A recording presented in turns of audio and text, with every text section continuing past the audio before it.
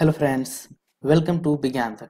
Friends, यह class 11th के biology का अध्याय नंबर 14 है और अध्याय का नाम है पादप में श्वसन।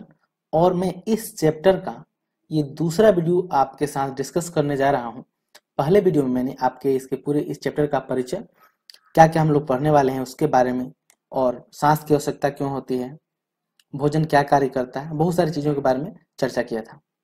साथ ही मैं आपको बता दूं, मैंने क्लास 11th के बायोलॉजी का लेसन 1 से लेकर लेसन 13 तक का वीडियो बना दिया है। उन सभी वीडियो का लिंक ऊपर आपको यहाँ आई बटन पे या नीचे फिर डिस्क्रिप्शन में मिल जाएगा। वहां से जाकर के आप उन सभी वीडियो को देख सकते हैं। आज क्या डिस्कस करने वाले हैं? तो आज डिस्कस करेंगे क्या पादप सांस लेते हैं, क्या पादपों में श्वसन होता है, और फिर अगर श्वसन होता है तो उससे क्या बनता है। इसके साथ ही जाने ग्लाइकोलिसिस क्या होता है। ठीक है, तो पहले इसको शुरू करते हैं। इस प्रश्न का कोई परोक्ष उत्तर नहीं है। देखिए, क्या पादप सांस लेते हैं, इसका कोई परोक्ष उत्तर नहीं है। परोक्ष मतलब सीधा सीधा, यानी सीधा हाँ या ना नहीं कह सकते हैं, यानी परोक्ष उत्तर नहीं है। हाँ, पादपों में सांस हेतु ऑक्सीजन O2 की आवश्यकता होती है और वे कार्बन डाइऑक्साइड CO2 को मुक्त करते हैं। यानी पादपों में सांस के लिए क्या O2 की आवश्यकता होती है और उसके बाद वो कार्बन डाइऑक्साइड मुक्त भी करते हैं। जैसे जंतुओं में होता है, इंसानों में होता है कि ऑक्सीजन लेते हैं, कार्बन डाइऑक्साइड छोड़ते हैं। इस कारण से पादपों में ऐसी व्यवस्था होती है जिससे ऑक्सीजन की उपलब्धता सुनिश्चित रहे। इसलिए ऐसी व्यवस्था होता है कि उसमें ऑक्सीजन की कमी कभी नहीं होगा। पादपों में प्राणियों की तरह गैसीय आदान प्रदान हेतु विशिष्ट अंग नहीं पाए जाते हैं, बल्कि उनमें इस उद्देश्य हेतु रंध्र, वातरंध्र मिलते हैं। तो देखिए, जैसे जंतुओं में, इंसानों में कहें या फिर गाय भैंसों में श्वसन हेतु विशिष्ट अंग पाए जाते हैं, जैसे नाक है, श्वसन नली है, फेफड़े हैं, ये सभी पाए जाते हैं। जबकि पौधों में ऐसा कुछ नहीं होता है। हालांकि उसमें आदान प्रदान के लिए क्या होता है, रंध्र होता है और वातरंध्र होते हैं। पौधे बिना श्वसन अंग के कैसे श्वसन करते हैं, इसके कई कारण हो सकते हैं। अब फिर आप ये पूछ सकते हैं कि अगर पौधों में श्वसन लेने के लिए कोई अंग नहीं होता है, जैसे फेफड़े नहीं होते हैं और श्वसन नली नहीं होती है या फिर नाक नहीं होता है, तो आखिर पादप श्वसन कैसे लेते हैं? तो ये देखिए, ये कई कारण है, मतलब कई तरह से ले सकते हैं। प्रथम कारण यह है कि पादपों का प्रत्येक भाग अपनी गैसीय आदान प्रदान की आवश्यकता का ध्यान रखता है। पादपों के एक भाग से दूसरे भागों में गैसों का परिवहन बहुत कम होता है। तो पहला कारण क्या हो गया? पहला कारण ये हो गया कि पादप इस बात का ख्याल रखते हैं कि उनमें गैसीय पदार्थ है उनका आदान प्रदान आसानी से हो सके। साथ ही उनमें बहुत कम गैसीय आदान प्रदान की आवश्यकता पड़ती है। तो उनकी बनावट ही ऐसी होती है कि वो बिना श्वसन अंग के गैसों का आदान प्रदान कर सकते हैं। और दूसरा कारण, और उसके साथ ही ये भी कारण है कि उन्हें कम गैसीय आदान प्रदान की आवश्यकता होती है। दूसरा कारण यह है कि पौधों में गैसों के आदान प्रदान की बहुत अधिक मांग नहीं होती है। अब दूसरा कारण यह है कि गैसों में आदान प्रदान की बहुत ज्यादा जरूरत ही नहीं है। पादप के विभिन्न भागों में, मूल, तना व पत्ती में श्वसन जंतुओं की अपेक्षा बहुत धीमी दर से होता है। अब जितने भी पादप हैं उनके, चाहे आप मूल की बात कीजिए, तना की बात कीजिए, फिर पत्ती की बात कीजिए, उसमें श्वसन तो होता है, लेकिन जंतुओं की अपेक्षा में बहुत ही धीमी दर से होता है, बहुत धीरे धीरे होता है। धीरे धीरे इसलिए भी होता है कि उनको तेज करने की जरूरत ही नहीं होती है, आवश्यकता ही नहीं है। केवल प्रकाश संश्लेषण के दौरान गैसों का अत्यधिक आदान प्रदान होता है। तो गैस का आदान प्रदान सबसे अधिक कब होता है? जब पेड़ पौधों में प्रकाश संश्लेषण की क्रिया चल रही होती है। तथा प्रत्येक पत्ती पूर्णतः इस प्रकार से अनुकूलित होती है कि इस अवधि के दौरान अपनी आवश्यकता का ध्यान रखती है। और जितनी सारी पत्तियां हैं वो इस तरह से अपने आप को समन्वित करके रखती हैं कि उन्हें जितनी ज्यादा आदान प्रदान की आवश्यकता हो वो स्वतः ही कर लेती हैं। उनके लिए किसी विशिष्ट अंग तंत्र की आवश्यकता नहीं होती है। जब कोशिका श्वसन करती है, ऑक्सीजन की उपलब्धता की कोई समस्या नहीं होती है।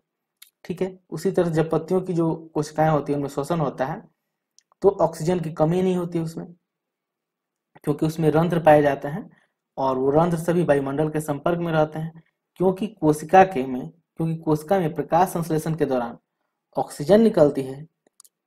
तृतीय कारण यह है कि बड़े स्थूल पादपों में गैसें अधिक दूरी तक विसरित नहीं होती हैं। पादपों में प्रत्येक सजीव कोशिका पादपों की तरह बिल्कुल पास पास स्थित होती है। यह पत्ती के लिए सत्य कथन है। तब देखिए, और तीसरा कारण यह है कि जितने सारे बड़े बड़े पत्ते होते हैं, बड़े बड़े पेड़ हैं, उनकी पत्तियां होती हैं, उनकी जो कोशिकाएं होती हैं वो बहुत पास पास में सटी हुई रहती हैं। ठीक है। आप यह पूछ सकते हैं कि मोटे काष्ठीय तनों तथा मूल के लिए क्या होता है। तना में सजीव कोशिकाएं छाल छाल के नीचे पत्ती सतह के रूप में व्यवस्थित रहती हैं। तो क्या होता है, जो कोशिकाएं होती है वो छाल और छाल के मतलब छाल होता है, छाल के ऊपर फिर छाल होता है, मतलब कई सतहों में वो रहती हैं, कई सतहों में व्यवस्थित रहते हैं। इनमें भी छिद्र होता है। तो देखिए, एक तो कोशिकाएं हैं, कोशिकाएं में छिद्र होता है। इसके अलावा कोशिकाओं से कई छाल बने होते हैं और छाल के बीच में कई परत होता है।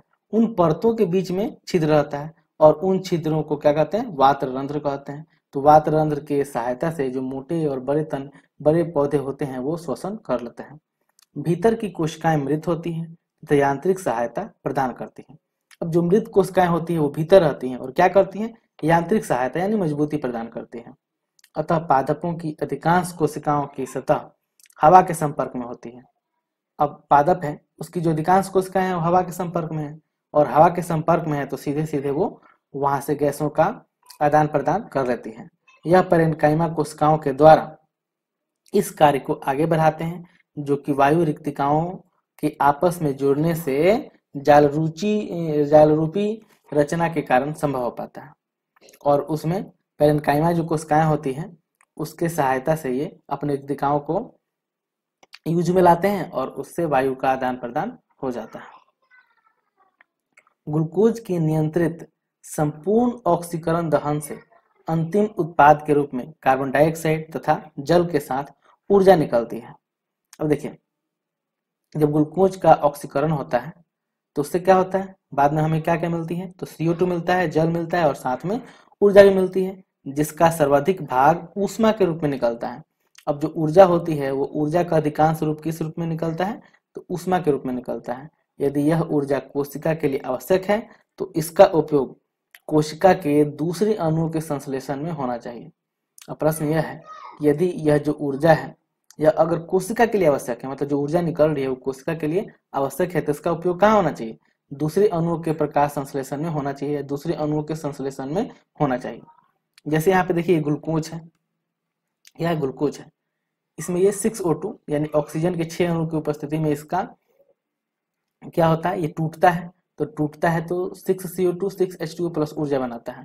यानी यहाँ पे ये ग्लूकोज का सूत्र है, ग्लूकोज ऑक्सीजन की उपस्थिति में टूटता है तो कार्बन डाइऑक्साइड जल और ऊर्जा बनाता है। ये अभिक्रिया आप याद रखिएगा, ये आप 10th में भी पढ़े होंगे। आगे बढ़ते हैं। पादप कोशिकाएं इस तरह से भोजन बनाती है कि ग्लूकोज अणु के उपचय से निकलने वाली संपूर्ण ऊर्जा मुक्त ऊष्मा के रूप में न निकल पाए। मुख्य बात यह है कि ग्लूकोज का ऑक्सीकरण एक चरण में न होकर छोटे छोटे अनेक चरणों में होता है। ठीक है, तो ग्लूकोज का ऑक्सीकरण कितने चरणों में होता है, तो अनेक चरणों में होता है। वो एक चरण में पूरा नहीं होता है, लेकिन छोटे छोटे चरणों में होता है, जिनमें कुछ चरण इतने बड़े होते हैं कि इनसे निकलने वाली पर्याप्त ऊर्जा ATP संश्लेषण में उपयोग में आ जाती है। अब जो चरण लंबा होता है वहां पे जो ऊर्जा निकलती है वो ATP के संश्लेषण में उपयोग में आती है। यह कैसे होता है, वास्तव में यही सांस का इतिहास है। यानी ये कैसे होता है सब कुछ जानेंगे डिटेल में। सांस की क्रिया विधि के दौरान ऑक्सीजन का उपयोग होता है तथा कार्बन डाइऑक्साइड जल तथा ऊर्जा उत्पाद के रूप में निकलती है। दहन अभिक्रिया के लिए ऑक्सीजन की आवश्यकता होती है। अब आपको पता है कहीं पे भी दहन अभिक्रिया हो उसके लिए ऑक्सीजन तो चाहिए ही, परंतु कुछ कोशिकाएं ऑक्सीजन की उपस्थिति और अनुपस्थिति में भी जीवित रहती हैं। अब देखिए, कुछ कोशिकाएं ऐसे हैं, कुछ जीव भी हैं जो ऑक्सीजन हो या फिर न हो उसमें भी जीवित रह सकते हैं। क्या आप ऐसी परिस्थितियों के बारे में सोच सकते हैं जहां ऑक्सीजन उपलब्ध नहीं होती? अब आपको सोचना है कौन ऐसा जगह है जहां पे ऑक्सीजन उपलब्ध नहीं होता है। विश्वास करने के लिए पर्याप्त कारण है कि प्रथम कोशिका इस ग्रह पर ऐसे वातावरण मिली थी जहां ऑक्सीजन उपलब्ध नहीं थी। अब आगे के क्लास में पढ़िएगा 12th में, कि जो पहली कोशिका बनी थी ना, वहां पे ऑक्सीजन नहीं था, यानी वो कोशिकाएं बिना ऑक्सीजन के ही जीवित रह सकती थी। आज भी उपलब्ध सजीवों में हम जानते हैं कि कुछ अनॉक्सी वातावरण हेतु अनुकूलित कर चुके हैं, यानी कुछ ऐसे जीव हैं जो बिना श्वसन के ही, यानी बिना ऑक्सीजन के ही वो अनॉक्सी श्वसन करते हैं। अनॉक्सी श्वसन कैसे करते हैं उसको हम लोग आगे जानेंगे। इसमें से कुछ विकल्पीय अनॉक्सी हैं, जबकि कुछ के लिए अनॉक्सी स्थिति की आवश्यकता अविकल्पीय होती है। यानी इसमें से तो कुछ ऐसे जीव हैं जो जानबूझ करके अनॉक्सी श्वसन करते हैं, जबकि कुछ जीव ऐसे हैं उनकी मजबूरी है अनॉक्सी श्वसन करने की, यानी उनको ऑक्सीजन मिलता ही नहीं है तो उन्हें अनॉक्सी श्वसन ही करना पड़ेगा। हर स्थिति में सभी जीवों में एंजाइम तंत्र होता है जो ग्लूकोज को बिना ऑक्सीजन की सहायता से आंशिक रूप से ऑक्सीकृत करता है। ठीक है, तो जो सभी जीव में होते हैं उनमें क्या होता है, एक एंजाइम का तंत्र होता है। वो क्या करता है, ग्लूकोज को बिना ऑक्सीजन की सहायता से आंशिक रूप से ऑक्सीकृत करता है। किसमें, जिनमें अनॉक्सी श्वसन होता है। इस प्रकार ग्लूकोज का पार्विक अम्ल में विघटन गाइलोसिस कहलाता है, गाइकोलोसिस कहलाता है। तो क्या होता है, जो ग्लूकोज का पाइरुवेट अम्ल में जो बनना, ग्लूकोज का पाइरुविक अम्ल में, याद रखिएगा, ग्लूकोज का पाइरुविक अम्ल में बनना ग्लाइकोलिसिस कहलाता है। और ठीक, अब चलिए अब जानते हैं कि ग्लाइकोलिसिस क्या होता है। तो चलिए अब जानते हैं ग्लाइकोसिस के बारे में। ग्लाइकोसिस शब्द की उत्पत्ति ग्रीक शब्द ग्लाइकोस अर्थात शर्करा एवं लाइसिस अर्थात टूटना से हुआ है। यानी जो ग्लाइकोसिस शब्द है यह ग्रीक के दो शब्दों से मिलकर के बना हुआ है। कौन कौन सा, ग्लाइकोस और दूसरा लाइसिस। ग्लाइकोस का मतलब होता है शर्करा यानी शुगर, और लाइसिस का मतलब होता है टूटना, यानी शर्करा के टूटने को ही हम लोग क्या कहते हैं, ग्लाइकोसिस कहते हैं। ग्लाइकोसिस की प्रक्रिया गुस्ताव इम्बेडेन, ऑटो मेयर हाफ तथा जे पनारस द्वारा दिया गया था तथा इसे सामान्यतः ईएमपी पाथ कहते हैं। अब ईएमपी पाथ क्यों कहेंगे, तो इम्बेडेन का ई, मेयर का एम और पनारस का पी यूज करते हैं, इससे होता है ईएमपी, इसलिए इसे ईएमपी पाथ भी कहते हैं। अनॉक्सी जीवों में सांस की केवल यही प्रक्रिया है। अब जितने सारे अनॉक्सी जीव हैं, अनॉक्सी जीव मतलब जिसमें ऑक्सीजन यूज नहीं करते हैं, उसमें सांस का मात्र यही एक प्रक्रिया है। ग्लाइकोसिस कोशिका द्रव्य में संपन्न होता है और यह सभी जीवों में मिलता है। तो सबसे इंपॉर्टेंट ये ध्यान रखिए, ग्लाइकोसिस कहाँ संपन्न होता है, तो यह कोशिका द्रव्य में ही संपन्न होता है। इस प्रक्रिया में ग्लूकोज आंशिक ऑक्सीकरण द्वारा पायरुविक अम्ल के दो अणुओं में बदल जाता है। यानी इसमें सीधी सी बात क्या होता है कि जो ग्लूकोज है, ठीक है, जो ग्लूकोज है वो दो अणुओं में टूट जाता है। किसमें, तो पायरुविक अम्ल के दो अणुओं में टूट जाता है। ध्यान रखिएगा, पादप में यह ग्लूकोज सुक्रोज से प्राप्त होता है, जो कि प्रकाश संश्लेषित कार्बन अभिक्रियाओं का अंतिम उत्पाद है, या संचयित कार्बोहाइड्रेट से प्राप्त होता है। तो पादप में जो ग्लूकोज है वो कहाँ से प्राप्त होता है, तो सुक्रोज से प्राप्त होता है या फिर कार्बोहाइड्रेट से प्राप्त होता है।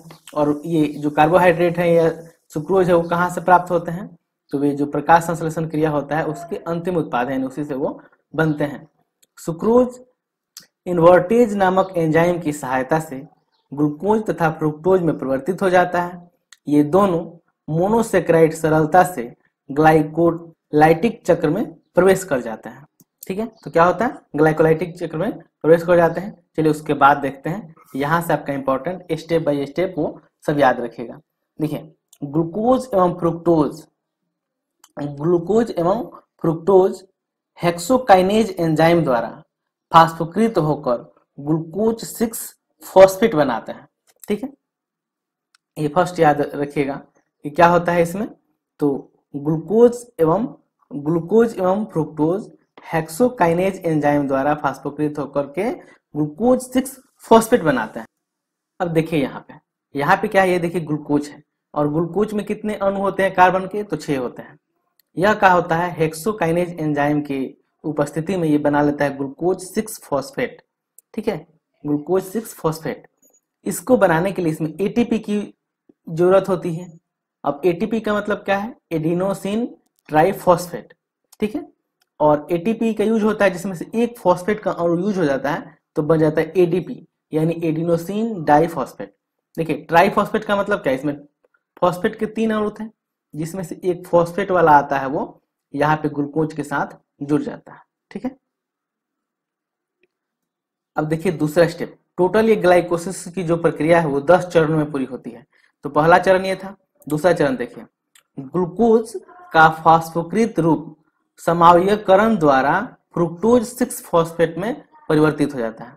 तो क्या होता है, यह जो ग्लूकोज 6 फॉस्फेट है वो फास्फोकृत रूप से होकर के क्या होता है, फ्रुक्टोज 6 फॉस्फेट में परिवर्तित हो जाता है। देखिए यहाँ पे ये है, यहाँ पे हमारे पास ग्लूकोज 6 फॉस्फेट था जिसमें 6 कार्बन के परमाणु थे। ये किस में परिवर्तित हो गया, तो ये परिवर्तित हो गया फ्रुक्टोज 6 फॉस्फेट। इसमें भी कार्बन के भी 6 परमाणु हैं। ठीक है, अब चलिए आगे बढ़ते हैं। तीसरा, ग्लूकोज एवं फ्रुक्टोज के उपचार, ग्लूकोज एवं फ्रुक्टोज के उपापचय के बाद क्रम एक समान होते हैं। ठीक है, अभी ये तीसरा नहीं है, चलिए आगे होगा तीसरा। ग्लाइकोसिस के विभिन्न चरण चित्र इतना में दर्शाए गए हैं, ये चित्र है वो मैं आपको बता ही रहा हूं।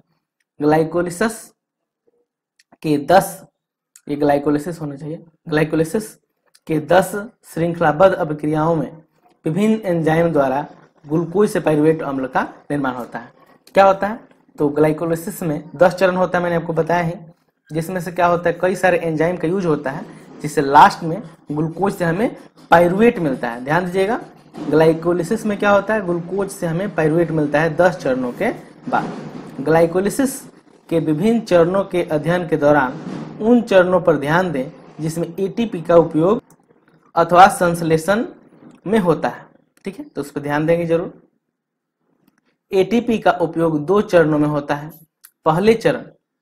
पहले चरण में जब ग्लूकोज 6 फॉस्फेट में परिवर्तित होता है तथा दूसरे चरण में वह फ्रुक्टोज 6 फॉस्फेट का फ्रुक्टोज 1,6,20 फॉस्फेट में निर्माण होता है।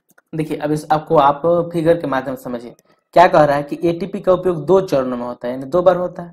पहले चरण में कब होता है, जब ग्लूकोज 6 फॉस्फेट बनता है, और दूसरा जब फ्रुक्टोज 6 फॉस्फेट का फ्रुक्टोज 1,6,20 फॉस्फेट में परिवर्तन होता है। यहाँ फिगर में देखिए, मैंने आपको यहाँ पे बताया ही था, थोड़ा सा और बड़ा कर लेता हूँ। यहाँ पे देखिए कि एक एटीपी का यूज यहाँ पे हो रहा था, एटीपी का यूज हो रहा था। दूसरा एटीपी कब यूज हो रहा है, यहाँ पे।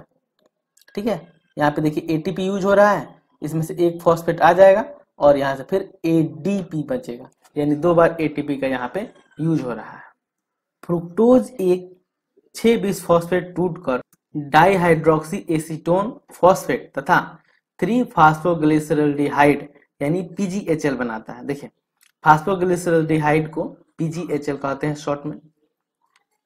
तो फ्रुक्टोज 1,6,20 फॉस्फेट टूटकर क्या बनाता है, ये डाइहाइड्रोक्सी एसीटोन फॉस्फेट तथा 3-फॉस्फोग्लिसरॉल्डिहाइड बनाता है। और ये मैंने आपको बताया फॉस्फोग्लिसरॉल्डिहाइड को पीजीएचएल कहते हैं। जब 3-फॉस्फोग्लिसरॉल्डिहाइड का एक बाइफॉस्फोग्लिसरेट यानी बीपीजीए, यहाँ पे देखिए फॉस्फोग्लिसरेट को बीपीजीए कहते हैं, में परिवर्तित होता है, तो NAD प्लस से NADH प्लस H का निर्माण होता है। यानी हम लोग यहाँ पे ये कह सकते हैं NAD प्लस है, ये किस में चेंज हो जाता है, तो NADH, इसको NADH2 कह सकते हैं क्योंकि यहाँ पे H और H 2 है, तो NADH2 कहेंगे। PGHL के 2 समान अपोपचयन के 2 हाइड्रोजन अणु पृथक होकर NAD के एक अणु की ओर स्थानांतरित होता है। PGHL ऑक्सीकृत होकर अकार्बनिक फॉस्फेट से मिलकर BPGA में परिवर्तित हो जाता है। DGPA का 3-फॉस्फोग्लिसरिक अम्ल में परिवर्तन ऊर्जा का उत्पादन करने वाली प्रक्रिया है। यानी DGPA से जो 3-फॉस्फोग्लिसरिक अम्ल बनता है, जो परिवर्तन होता है उसमें क्या होती है, ऊर्जा निकलती है। इसको मैं आपको सभी वो फिगर के माध्यम से बताऊंगा तो क्लियर हो जाएगा। इस ऊर्जा का उपयोग एटीपी निर्माण में होता है। पीईपी या पाइरुविक अम्ल में परिवर्तन के दौरान भी एटीपी का निर्माण होता है। क्या तुम यह गणना कर सकते हो कि एक अणु में कितने एटीपी के अणुओं का प्रत्यक्ष रूप से संश्लेषण होता है, यानी कितने एटीपी बने हैं उसकी गणना करना, वो भी कर लेंगे। वहां पे चलते हैं, पहले इसको पढ़ लेते हैं थोड़ा। पाइरुविक अम्ल ग्लाइकोसिस का मुख्य उत्पाद है। पाइरुविक अम्ल का उपापचयी भविष्य क्या है, यानी जो पाइरुवेट अम्ल होता है उसका बाद में क्या यूज है, ये जानेंगे। यह कोशिकीय आवश्यकता पर निर्भर करता है। यहाँ 3 प्रमुख तरीके हैं जिसमें विभिन्न कोशिकाएं ग्लाइकोसिस द्वारा उत्पन्न पायरुविक अम्ल का उपयोग करती हैं। तो देखिए, ग्लाइकोसिस द्वारा क्या होता है, ग्लूकोज से पायरुविक अम्ल बन जाता है। और पायरुविक अम्ल का उपयोग अलग अलग तरीके से हो सकता है। ये लैक्टिक अम्ल किण्वन, एल्कोहलिक किण्वन और ऑक्सीसास है। अब इसका भविष्य क्या है, ये 3 चीज बन सकता है। लैक्टिक अम्ल किण्वन में जाएगा, या फिर एल्कोहलिक किण्वन होगा, या फिर ऑक्सीसास होगा, यानी ऑक्सीशोषण होगा। अधिकांश प्रोकैरियोट तथा एक कोशिका यूकैरियोट में किण्वन अनॉक्सी परिस्थिति में होता है।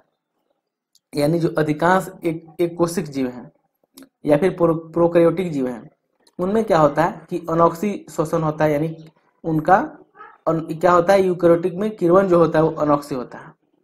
ग्लूकोज के पूर्ण ऑक्सीकरण के फलस्वरूप कार्बन डाइऑक्साइड तथा जल बनते हैं। जल बनने हेतु जीवधारियों में क्रेब्स चक्र के द्वारा होता है, जिसे ऑक्सीशोषण या सांस कहते हैं, जिसमें ऑक्सीजन की आवश्यकता होती है। तो देखिए 3 जगह पे यूज हो सकता है, लैक्टिक अम्ल बनने में, एल्कोहलिक किण्वन में और ऑक्सीश्वास में। तो देखिए, लैक्टिक अम्ल किण्वन करना हो या फिर एल्कोहलिक किण्वन हो, इसके लिए हमें ऑक्सीजन की जरूरत नहीं होती है, बिना ऑक्सीजन का भी हो सकता है। जबकि ऑक्सीश्वास के लिए हमें ऑक्सीजन की जरूरत होती है। और जिन जीवों में ऑक्सीशोषण होता है उसमें एक अलग से क्रेब्स चक्र चलता है। ठीक है, अब क्रेब्स चक्र को हम लोग जानेंगे आगे। ठीक है, अगले वीडियो में उसको जानेंगे। चलिए इसको पहले फिगर को समझ लेते हैं। तो मैंने आपको यहां तक बताया था, तो एटीपी से ये एडीपी बन गया, जहां जिससे फ्रुक्टोज 1,6 बाइफॉस्फेट बनता है।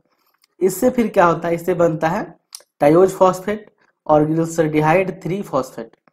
यहाँ पे देखिए, यहाँ पे वास्तव में 2 उत्पाद बनते हैं, ये बन गया और ये दूसरा जो बनता है ये triose phosphate dihydroxy acetone phosphate, और दोनों उत्क्रमणीय हैं, यानी इससे ये बन सकता है और इससे फिर ये बन सकता है।